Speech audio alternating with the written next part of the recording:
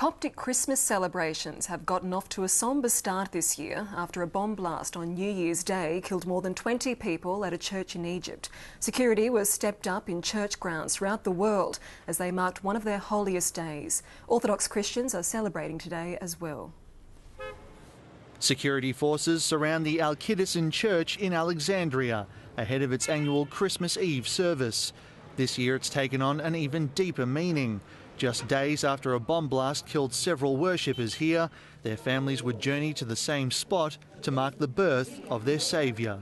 ومبسوطين وفرحانين لأن ضامنين اللي لينا راح فين ومبسوطين جدا من المكان اللي هو راحه والتكريم اللي تكرمه واللي سيدنا البابا عمله معانا. Officials say an Al-Qaeda-inspired bomber was behind the attack and extremists have threatened more of the same. But as the services got underway, Muslims and Christians stood outside the church in a show of solidarity against the attack.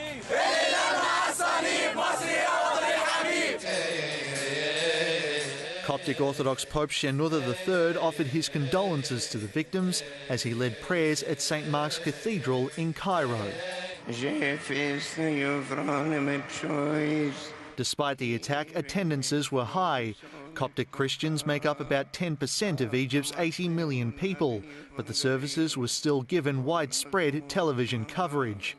Major services were also held in Lebanon, one of several countries that led an outpouring of support to Egypt.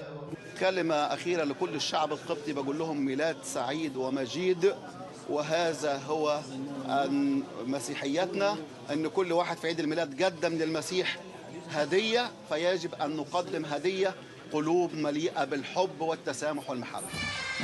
It was a more festive atmosphere in Bethlehem, with marching bands welcoming Coptic and Greek Orthodox representatives ahead of their respective midnight masses. Though security was stepped up in France, with authorities patrolling 19 Coptic churches throughout the country. But the Coptics are just one of many faiths that follow the Julian calendar, which sees Christmas fall on January 7. Russian President Dmitry Medvedev and his family joined thousands of Orthodox worshippers in Moscow.